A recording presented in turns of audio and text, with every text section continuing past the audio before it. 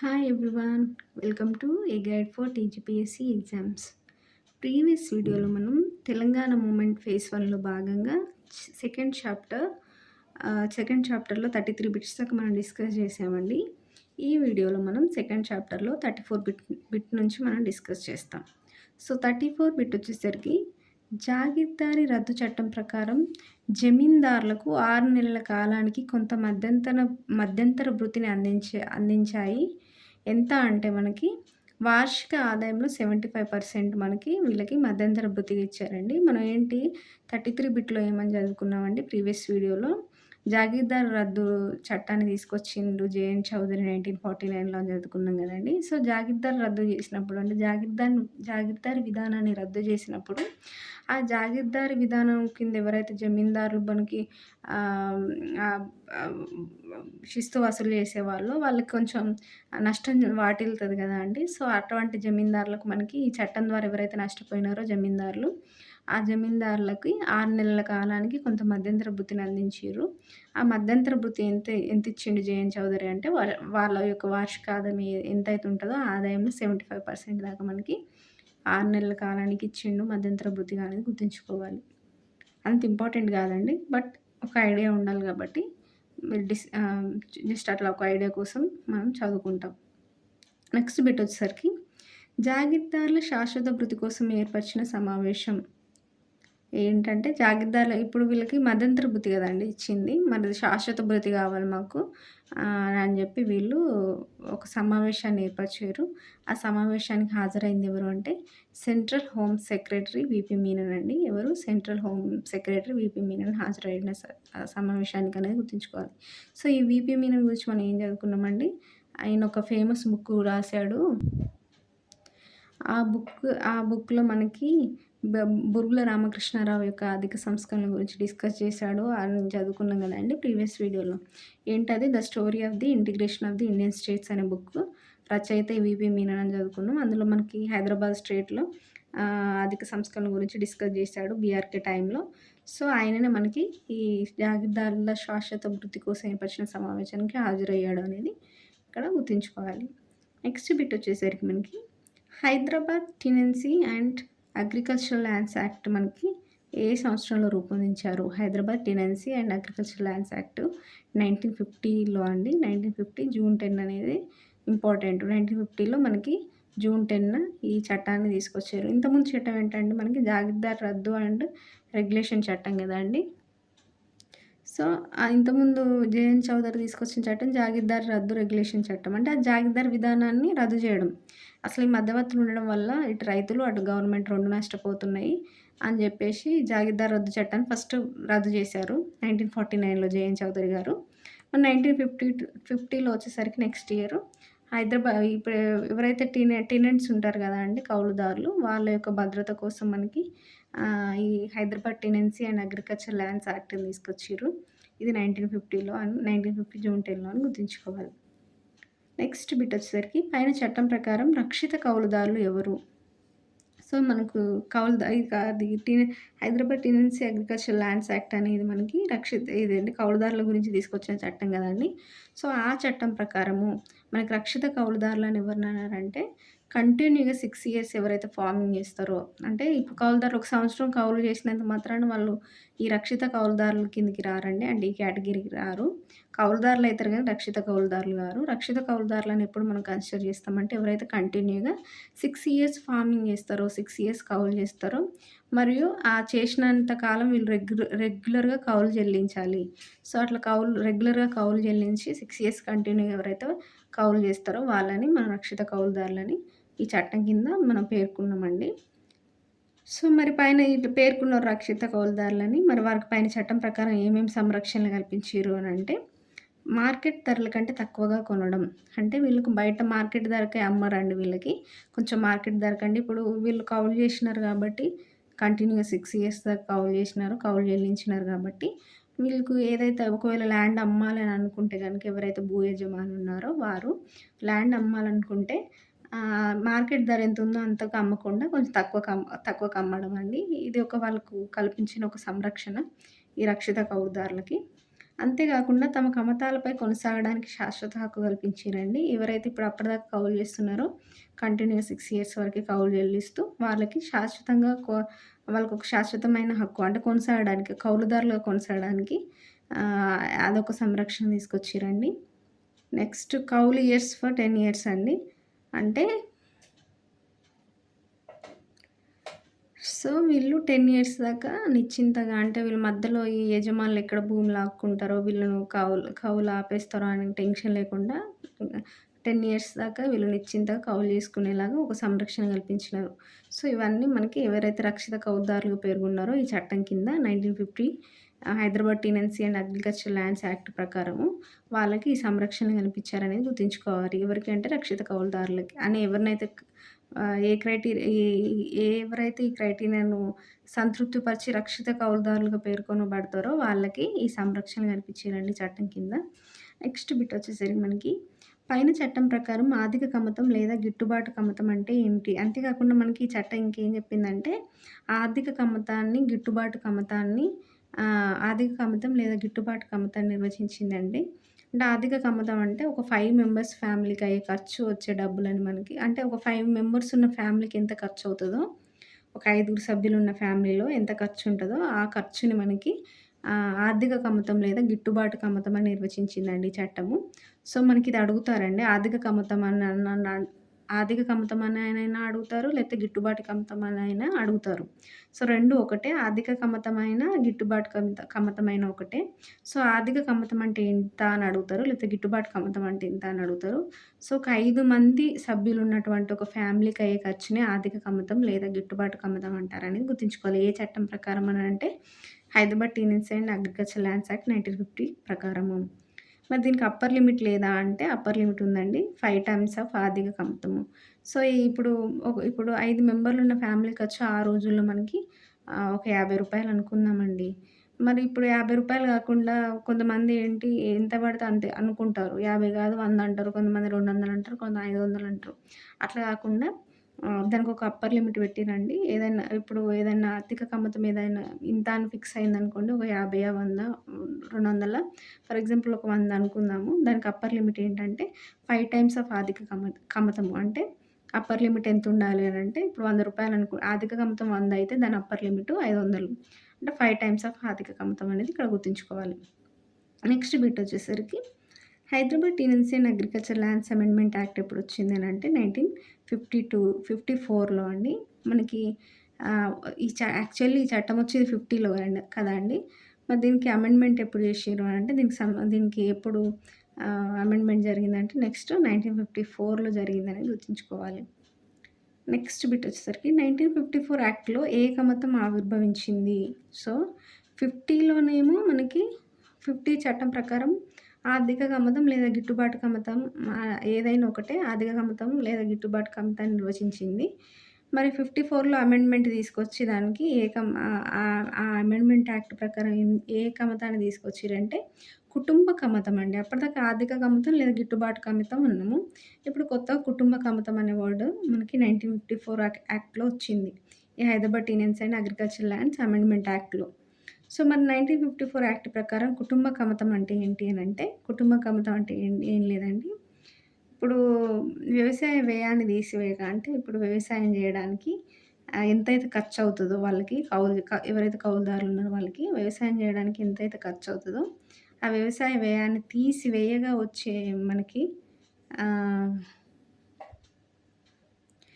వ్యవసాయ వ్యయాన్ని తీసివేసిన తర్వాత మనకి ఎంతైతే డబ్బులుంటాయో ఆ డబ్బుల్లో రూ. 800 ప్రాఫిట్ ఉన్న భూమండి. అంటే మినిమమ్ రూ. 800 ప్రాఫిట్ ఉండాలి ఆ రోజుల్లో. ఎప్పుడండి 1954 యాక్ట్ ప్రకారం మనకు ఆ రోజుల్లో వ్యవసాయ ఖర్చులు పోగా మనకు ఒక రూ. 800 ప్రాఫిట్ ఉన్న భూమిని మనం కుటుంబ కమతం అని పిలిచినామండి. కుటుంబ కమతం అంటే ఏంటంటే వ్యవసాయ ఖర్చులు పోగా మనకి రూ. 800 ప్రాఫిట్ ఉండాలి. అటువంటి భూమిని మనం కుటుంబ కమతం అన్నారనేది మనం ఇక్కడ తెలుసుకోవాలి. ఈ కుటుంబ కమతం అనేది మనకి ఏ యాక్ట్ ప్రకారం అంటే 1954 Hyderabad tenancy and agricultural lands amendment act ప్రకారం. నెక్స్ట్ బిట్ వచ్చేసరికి మనకి 1954 యాక్ట్ ప్రకారం ఏదైతే Hyderabad tenancy and agricultural lands amendment act 1954 ఉందో ఈ యాక్ట్ ప్రకారం మనకి కౌలు భూమి శిస్తు ఆధారంగా ఉంటుంది. అంటే ఇప్పుడు కౌలు ఎంత నిర్ణయించాలి అనేది భూమి శిస్తు ఆధారంగా ఉంటదండి. నెక్స్టు అద్దె రేట్లు ఈ యాక్ట్ ఏంటంటే అద్దె రేట్లు నిర్వచించింది. అంటే ఎంత అద్దె ఇయ్యాలి అని కౌలుదారులు. నెక్స్ట్ భూ యజమానుల హక్కులను గుర్తించిందండి. అంతేకాకుండా మనకి కౌలును రద్దు చేసి తాను వ్యవసాయం చేసుకునే హక్కు గూడా కల్పించింది భూ యజమానులకి. సో, ఈ 1954 యాక్ట్ ప్రకారం మనకి ఏమేమున్నాయి అంశాలు ఈ యాక్ట్‌లో అనంటే, కుటుంబ కమతం అనేది ఆవిర్భవించింది ఈ యాక్ట్‌లో. అంతేకాకుండా కౌలు అనేది భూమి శిస్తు ప్రకారం ఉండాలి. అద్దె రేట్లు ఎలా ఉండాలని నిర్వచించింది. భూ యజమానుల హక్కులు నిర్వచించింది. కౌలును రద్దు చేసి తాను వ్యవసాయం చేసుకునే హక్కు గూడా మనకి ఈ యాక్ట్‌లో నిర్వచించింది. అంటే కొన్ని ఉంటాయి, ఎక్సెప్షన్స్ ఉంటాయి. కొన్ని లిమిటేషన్స్ ఉంటాయి. వాటికి లోబడి మనకి ఈ అంశాలున్నాయి 1954 యాక్ట్‌లో అనేది ఇక్కడ మనం గుర్తుంచుకోవాలి. నెక్స్ట్ బిట్ వచ్చేసరికి మనకి విద్యా సంస్కరణలో భాగంగా త్రిభాషా సూత్రం మనకి వచ్చిందండి. సో, ఈ విద్యా సంస్కరణలో భాగంగా త్రిభాషా సూత్రము ఏంటి అనంటే మనకి విద్యలో అంటే విద్యలో 3 భాషల్ని ప్రవేశపెట్టిండ్రంటే విద్యలో. ఏంటి ఆ భాషలంటే ఫస్ట్ భాష వచ్చేసరికి మదర్ టంగ్ అండి. మదర్ టంగ్ ఏదుంటే అది. ఇప్పుడు హైదరాబాద్ రాష్ట్రంలో మదర్ టంగ్ ఏంటంటే తెలుగు గదా! సో, తెలుగు. నెక్స్ట్ నెక్స్ట్ వచ్చేసరికి హిందీ అండి. తర్వాత ఇంగ్లీషు. సో, ఏం లేదండి. 3 భాషలు ఏంటంటే ఫస్ట్ మదర్ టంగ్ ఉండాలి. తర్వాత హిందీ, ఇంగ్లీష్ గూడా ఈ 2 భాషలు కలుపుకొని మదర్ టంగ్‌తో మొత్తం 3 భాషలు గదండీ! అదే త్రిభాషా సూత్రము. ఎందులో అంటే విద్యా సంస్కరణలో భాగంగా హైదరాబాద్ రాష్ట్రంలో తీసుకొచ్చారు. సో, మరి మదర్ టంగ్ అనేది మనకు ఫస్ట్ క్లాస్ నుంచి ఉంటదండి. హిందీ ఏ క్లాస్ నుంచి అంటే థర్డ్ క్లాస్ నుంచి స్టార్ట్ అవుతది. ఇంగ్లీష్ అనేది ఫిఫ్త్ క్లాస్ నుంచి స్టార్ట్ అవుతదనేదే ఈ త్రిభాషా సూత్రం. నెక్స్ట్ బిట్ వచ్చేసరికి మనకి మాతృభాషలో విద్యా బోధన ప్రవేశపెట్టిన తొలి రాష్ట్రం ఏంటంటే హైదరాబాద్ అండి. సో, ఇది వెరీ, వెరీ, వెరీ ఇంపార్టెంట్ అండి. ఈ త్రిభాషా సూత్రంలో భాగంగా మనకు మదర్ టంగ్ ఉండాలి ఖచ్చితంగా అని చెప్పినారు గదండీ! సో, ఈ మదర్ టంగ్‌లో విద్యా బోధన ప్రవేశపెట్టిన తొలి రాష్ట్రం ఏంటి అంటే మనకి హైదరాబాద్ రాష్ట్రమే అని గుర్తుంచుకోవాలి. నెక్స్ట్ బిట్ వచ్చేసరికి మనకి విద్యా సంస్కరణలో భాగంగా ఇంకేమేమి తీసుకొచ్చినారు అనంటే మనకి ఎవ్రీ 500 పీపుల్‌కి ఒక స్కూల్ ఉండాలి ఖచ్చితంగా. ఎవ్రీ డిస్ట్రిక్ట్‌కి టీచర్స్ ట్రైనింగ్ కాలేజ్ ఉండాలి. అంటే ఇప్పుడు స్కూల్ ఒకటి ఉంటే సరిపోదు గదండీ! స్కూల్‌లో చెప్పే టీచర్స్‌కి గూడా ప్రాపర్ ట్రైనింగ్ ఉండాలి. అప్పుడే మనకు మంచి విద్యార్థులు ఆహ్, వస్తారు. కాబట్టి టీచర్ ట్రైనింగ్స్ కాలేజ్ అనేది ప్రతి డిస్ట్రిక్ట్‌కి ఉండాలి. అదేవిధంగా ప్రతి 500 పీపుల్‌కి ఒక స్కూల్ ఉండాలని జెప్పి విద్యా సంస్కరణలో భాగంగా తీసుకొచ్చారు అప్పుడు హైదరాబాద్ రాష్ట్రంలో అనేది గుర్తుంచుకోవాలి. నెక్స్ట్ బిట్ వచ్చేసరికి రాధాకృష్ణ కమిషన్ సిఫార్సు ఏంటి? సో, మనకేంటంటే రాధాకృష్ణ కమిషన్ మనకి ఏం సిఫార్సు చేసిందంటే 3 ఇయర్స్ డిగ్రీ కోర్స్‌ని ప్రవేశపెట్టాలని మనకు సిఫార్సు చేసిందండి రాధాకృష్ణ కమిషను. సో, ఈ రాధాకృష్ణ కమిషన్ దేని గురించి అనంటే మనకి 3 సంవత్సరాల డిగ్రీ కోర్స్‌ని ప్రవేశపెట్టాలని చెప్పింది. నెక్స్ట్ బిట్ వచ్చేసరికి మొదలియార్ కమిషన్ సూచన ఏంటి? సో, ఇవన్నీ కమిషన్‌లన్నీ ఏంటంటే విద్యా సంస్కరణల గురించి కదండీ మనం చదివేది. సో, విద్యా సంస్కరణలో భాగంగా ఏర్పరిచినటువంటి కమిషన్స్ అండి ఇవి. సో, ఏ కమిషన్ ఏం సిఫార్సు చేసింది, దేనికి సంబంధించి అనేది very, very important. So, Radhakrishna commission వచ్చేసరికి 3 ఇయర్స్ డిగ్రీ కోర్స్ ప్రవేశపెట్టాలని సూచిస్తే, మనకి మొదలియార్ కమిషన్ సూచన ఏంటి అంటే మల్టీపర్పస్ హై స్కూల్స్ ప్రవేశపెట్టాలని చెప్పి మనకి మొదలియార్ కమిషన్ సూచించిందండి. నెక్స్ట్ బిట్ వచ్చేసరికి మనకి అనిషా. తరచూ మనం న్యూస్‌లో వింటామండి. అనిషా అంటే అవినీతి నిరోధక శాఖ అండి. సో, ఈ అనిషా ఏదైతే అవినీతి నిరోధక శాఖ ఉందో, అది మనకు ఫస్ట్ మనకు హైదరాబాద్ రాష్ట్రంలో 1955 జూలై 1న ఏర్పరిచారు అనేది గుర్తుంచుకోవాలి. నెక్స్ట్ బిట్ వచ్చేసరికి ఖమ్మం జిల్లా ఏర్పాటు ఎప్పుడు జరిగింది? సో, ఖమ్మం జిల్లా ఏర్పాటు ఎప్పుడు అంటే 1953 అక్టోబర్ 1న జరిగిందండి. అదే డేట్‌న అదే సంవత్సరం మనకి ఆంధ్ర స్టేట్ కూడా ఏర్పడిందనేది గుర్తుంచుకోవాలి. సో, ఖమ్మం జిల్లా మనకి ఇక్కడ హైదరాబాద్ రాష్ట్రంలో ఖమ్మం జిల్లా ఏర్పడినప్పుడు, అదే టైంలో మనకి మద్రాస్ రాష్ట్రం నుంచి మనకి ఆంధ్ర ప్రాంతం అనేది వేరు చేయబడి ఆంధ్ర స్టేట్ ఏర్పడింది. సో, హైదరాబాద్ రాష్ట్రం, ఆంధ్ర రాష్ట్రం అనేటివి అప్పుడు విడివిడి ఉండేటియి. ఈ డేట్ దాకా. ఎప్పటిదాకా 1953 అక్టోబర్ 1 దాకా మనకి ఆంధ్ర స్టేట్ లేదు. హైదరాబాద్ స్టేట్ ఉంది గానీ ఆంధ్ర స్టేట్ లేదండి. ఆంధ్ర స్టేట్ అనేది అప్పుడు ఆంధ్ర ప్రాంతంగా మద్రాస్ స్టేట్‌లో ఉండేది. సో, మద్రాస్ స్టేట్‌లో భాగంగా ఈ ఆంధ్ర ప్రాంతం కలిసి ఉండేది. ఈ అప్పుడు 1953 అక్టోబర్ 1న మనకి ఈ ఆంధ్ర ప్రాంతం మద్రాస్ రాష్ట్రం నుంచి విడిపోయి ఆంధ్ర స్టేట్‌గా ఏర్పడింది. కానీ అప్పటికే మనకి హైదరాబాద్ రాష్ట్రం ఉంది. హైదరాబాద్ రాష్ట్రంలో మనకి ఖమ్మం జిల్లా ఏర్పడిందనేది గుర్తుంచుకోవాలి 1953 అక్టోబర్ 1. నెక్స్ట్ బిట్ వచ్చేసరికి మనకి నాగార్జున సాగర్ ప్రాజెక్ట్ అండి. ఈ నాగార్జున సాగర్ ప్రాజెక్ట్ ఎప్పుడు ఏర్పడిందంటే 1955 డిసెంబర్ 10 మనకు స్టార్ట్ అయిందండి. 1955 December 10 Nagarjuna Sagar project. Next bit వచ్చేసరికి నాగార్జున సాగర్ ఏర్పాటుకు కేంద్ర ప్రభుత్వం ద్వారా నియమించబడిన వారు ఎవరు? సో, నాగార్జున సాగర్ ఏర్పాటుకు మనకు కేంద్ర ప్రభుత్వం ఏదైతే ఉందో సెంట్రల్ గవర్నమెంట్, ఈ సెంట్రల్ గవర్నమెంట్ ద్వారా నియమించబడిన వారు ఎవరంటే హుమాయూన్ కబీర్ అండి. ఎవరు? హుమాయూన్ కబీర్. నెక్స్ట్ బిట్ వచ్చేసరికి ఏ నగరం నాగార్జున సాగర్ తవ్వకాల్లో ధ్వంసమైంది? సో, ఈ నాగార్జున సాగర్ ప్రాజెక్టు కోసం తవ్వకాలు జరిపినప్పుడు ఏ నగరం ధ్వంసమైంది అనంటే ఏలేశ్వరం అండి. ఏలేశ్వరానికి తెలంగాణ హిస్టరీ బాగా ఉన్న ప్రాంతం ఇది. సో, ఈ ప్రాంతం మనకి నాగార్జున సాగర్ ప్రాజెక్టు తవ్వకాల్లో ధ్వంసమైంది. తెలంగాణ హిస్టరీ అనేది కొంచెం ఇందులో వెళ్ళిపోయింది. నాగార్జున సాగర్ తవ్వకాల్లో పోయింది అనేది ఇక్కడ గుర్తుంచుకోవాలి. ఏ ప్రాంతం అండి? ఏలేశ్వరం.